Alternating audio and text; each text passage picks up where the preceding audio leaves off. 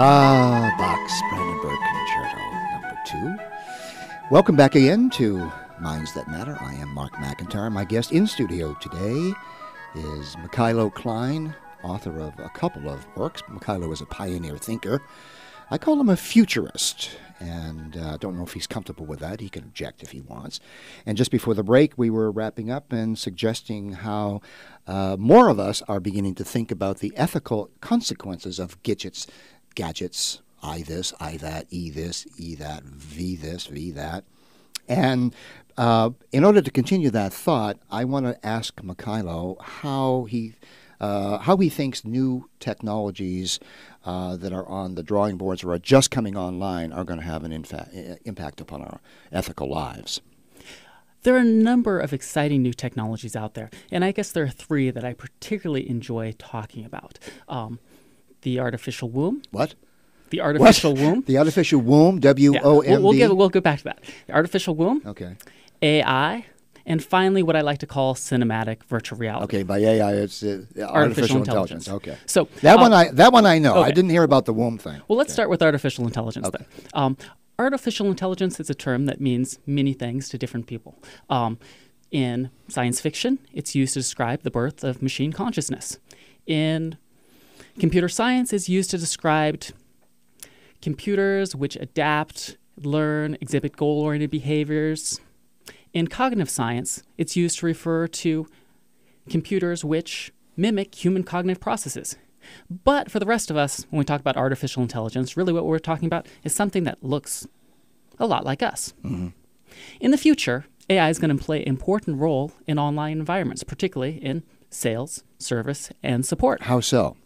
Well, you're going to walk into an online store, and you're going to be met by someone attractive, good-looking, helpful, knowledgeable, but they're not going to be real. Am I going to be able to discern that they're not real?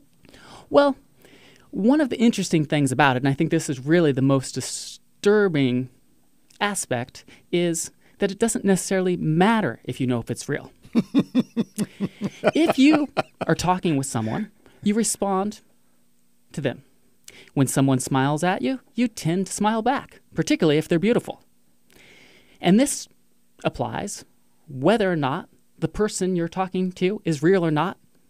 And it doesn't really matter if you know it or not. Mm-hmm. If a beautiful woman smiles at you, at least for the men out there, you're going to smile back. Mm-hmm. So there's a wiring. We were talking about this with Joe White, Professor White. There's a wiring issue. Cognitively, we're pre-wired to have these expectations of if we see a face, even though we at some level know it's not a real person's face, but it's so close, it's so good that if it smiles, we warm up. Is that what you mean? That's exactly right. And I think, I don't know, it's a little bit alarming. We respond emotionally. We anthropomorphize. We characterize, we empathize, we maybe even form attachments. Imagine walking into Nordstrom's and looking at a pair of shoes. Oh my, Mrs. Smith, you look simply breathtaking. You know, those shoes would go really great with They're that really black you. dress. Yeah, they're really you. Yeah. Anyway, AIs will be used to influence buying behavior. So I think the development of artificial intelligence brings up a number of interesting questions. What is the appropriate role of AI? How do we understand the new technology? What are acceptable uses, whether as in sales and support, as friend, playmate, or pet? So AI brings up a number of important issues. Not the least of which is how much information about the buyer, the avatar, if you will, the virtual greeter, if you will, from how much information about me does this very attractive greeter know about me? If she knows or he knows that I play golf and I don't buy a lot of shoes, maybe they would just take me down to the sportswear department, right? Is that Sure. Yeah, I see what you mean. And I think one of the things that will make AI significant is the development of other technologies. For instance, cinematic virtual reality. It's What a is term that? I use. What is? In the future, when you walk into your house, Yeah. every one of your walls is going to be a giant TV screen. Oh. It's going to be great for surfing the internet. Like on that movie Gamer that... Well, we've seen maybe seen a few things. Yeah, maybe Gamer, or there are a number of different movies. So cinematic virtual reality, no touching.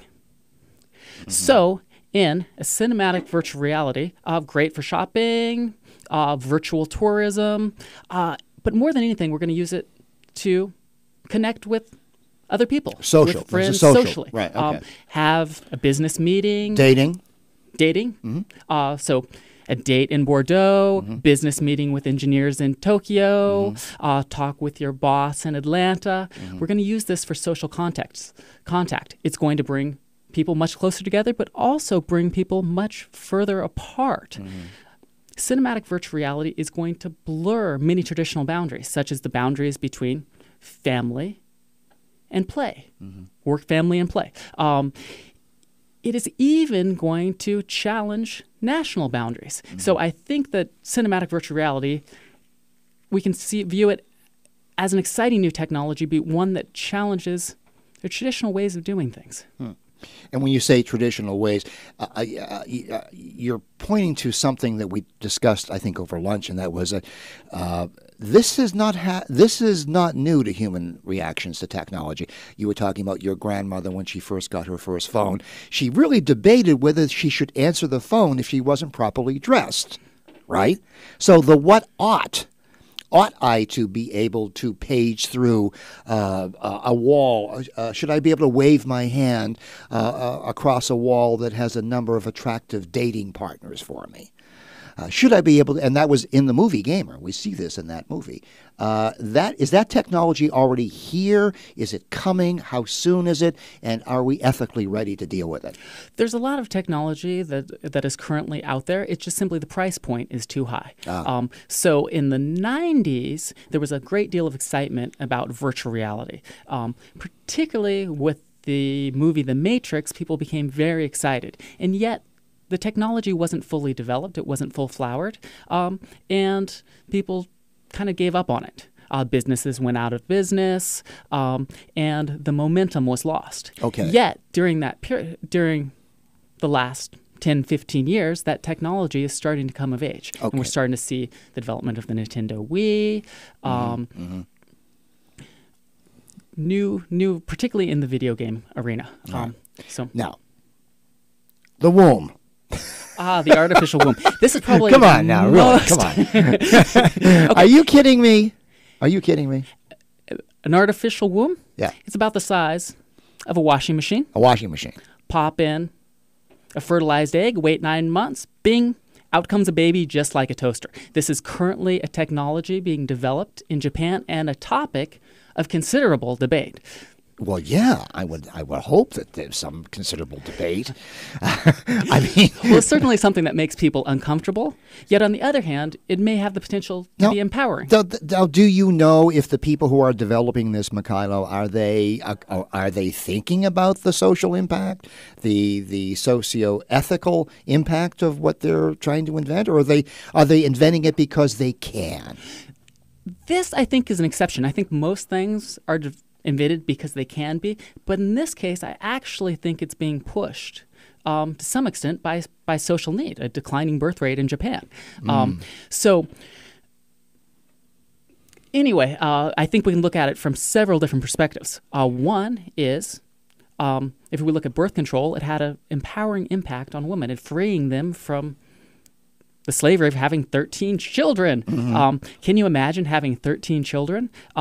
So birth control really empowered women to be full-fledged members of society. Well, not only that, you also raised the prospect there of same-sex couples overcoming one of the major objections is that their relationship has nothing to do with procreation, right? Interesting. Well, yes. I hope people don't get their socks mixed up with their put the socks in the wrong washing machine there. If that ever happens, that really is being pushed. You think? Yes, I mean it's currently there's some of this technology has been developed in the United States, but it never really reached critical mass. Whereas in Japan, this is something that is a topic of debate, and certainly there's reason to be uncomfortable. We're uncomfortable with separating the woman Or it really brings up a question, what is the role, the appropriate role of parents in raising a children? We'll have to ask that matter, question. We'll have to ask that question on the other side of the break. We'll pick that up. I am Mark McIntyre. This is Minds That Matter, and we will be right back.